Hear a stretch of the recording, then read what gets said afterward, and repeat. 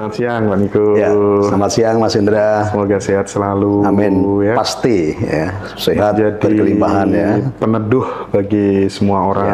Ya, bermanfaat bagi banyak orang. Ya. Bagi banyak orang. Baik, Pak Niko. Jadi kita langsung to the point aja. Ya. Ya kadang orang melihat Bos Niko sekarang enak ya, tanpa kemudian ya tidak hanya Bos Niko aja sih, orang-orang yang sudah settle di atas, kita lihat sekarang aja, lihat prosesnya. tanpa melihat prosesnya gitu, pedihnya gitu kan. Jadi proses tuh gini Mas Indra. Ini sebelum di tangan saya, sebelum diproses, orang taunya batu biasa. Bener. Kena kotoran, diinjek-injek kan gitu. Karena orang melihat itu bukan sesuatu yang bernilai. Tapi dengan diproses, dipanasi 1000 derajat itu betapa sakitnya. Kemudian di gerindra, di amplas sampahnya paling kasar, kan sakit itu. Iya. Tapi ketika tahan proses, kan naik kelas. Yang tadinya diinjak-injak di bawah, kena kotoran, naik kelas kan. Naik kelas, tempatnya istalase. Dipakainya pun jari pun milih kan, jari manis kan. Iya. Yang terbaik dapat. Orang baru tahu bahwa, oh ternyata pribadi yang bernilai. Punya nilai yang gitu loh. Saya itu sudah mengalami proses, itu saya katakan saya sudah mengalami Tuhan karena sudah mengalami proses berkali-kali tadi.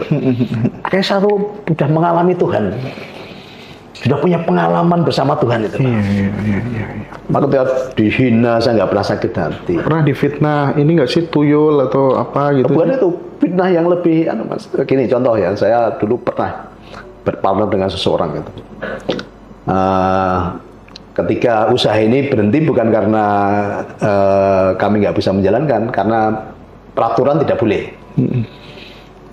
Nah, kemudian ketika hitung-hitungan itu masih ada minus, masih ada piutang di tempat lain. Tapi itu dijadikan beban saya dianggap punya hutang gitu.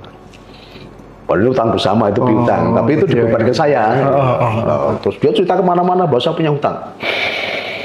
Bahkan di kampung saya dia cerita semua, Niko punya hutang saya gini. Bahkan Bu Niko di pasar didatangi ya, suaminya tadi diunek-unek kayak dimarahi di depan banyak orang. Ya, ini yang saya maksud. Ya, sampai nangis Mas, sampai nangis. Kemudian dia pulang dalam kondisi yang kenapa Mas? Tadi omnya marah-marah di pasar. Aku dimarahi, dicaci maki. Dia katakan suamimu selingkuh, punya difitnah itu. Saya hampir nggak kuat. Wah, saya akan laporkan, saya akan balas itu. Tapi itu kan bicara apa? Kalau kamu membalas, udah impas. Peranku sudah nggak ada lagi. Karena kamu disakiti, kamu akan membalas menyakiti. Kamu nggak akan lulus proses. Kelasmu sama dengan dia. Kamu nggak akan naik kelas, nak. Kalau kamu membalas, sudah kelasmu sama dengan dia. Kesadaran tadi, oh Tuhan terima kasih ini proses. Oke, kemudian berjalannya waktu, saya hampir nggak kuat lagi ketika dia kalau minggu itu di depan gereja, di mana saya beribadah di situ. Semua orang yang keluar dari gereja diceritani, ya bahwa Niko punya hutang, Niko punya istri simpanan, bla bla bla bla itu. Dan sampai sekarang saya nggak pernah klarifikasi Mas Indra ke jemaat, bahkan dia pendeta saya nggak pernah klarifikasi. Tapi waktu itu saya hampir nggak kuat. Tuhan, aku udah nggak kuat, aku mau laporkan dia fitnah, pencemaran nama baik. Tapi itu ngomong lagi, nah ini proses, nah sudah mau selesai. Tapi kalau kamu lakukan itu membalas, kelasmu sama dengan dia, kamu nggak akan naik level nanti. Kayaknya Tuhan terima kasih, aku nikmati proses ini Tuhan. Itu tuh semacam suara dari dalam atau gimana sih? Jadi karena tadi saya sudah mengenali suara Tuhan tadi, dialog tadi kan. Nah tadi ketika saya membalas, Tuhan bilang, nah tinggal sebentar lagi. Kalau kamu balas, kamu gak naik kelas, kamu sama dengan dia di levelnya itu. Nah suatu saat udah kami clear, nggak melakukan pembalasan, kami juga nggak pernah melakukan klarifikasi, membela diri nggak pernah. Kalau membela diri itu percuma, energinya habis nanti. Ini nyaman aja, terima kasih Tuhan untuk proses ini. Aku tahu bahwa Tuhan telah siapkan saya untuk level yang lebih tinggi, porsi yang lebih besar gitu. Nah, Kemudian suatu saat ya orang itu melihat kehidupan kami di YouTube, gitu kan, kemudian WA. Kalau mau ke sini, mau ketemu, mau ngobrol, minta dia cerita kondisinya sekarang ini terpuruk, gitu kan. Nah saya tanya Bu Niko, ini mau ke sini gimana? Pak, aku udah mengampuni, tapi aku belum sanggup untuk ketemu. Kalau dia teringat ketika dihina, dilecehkan di pasar di depan orang tadi. Aku udah mengampuni Pak, tapi aku belum siap untuk ketemu.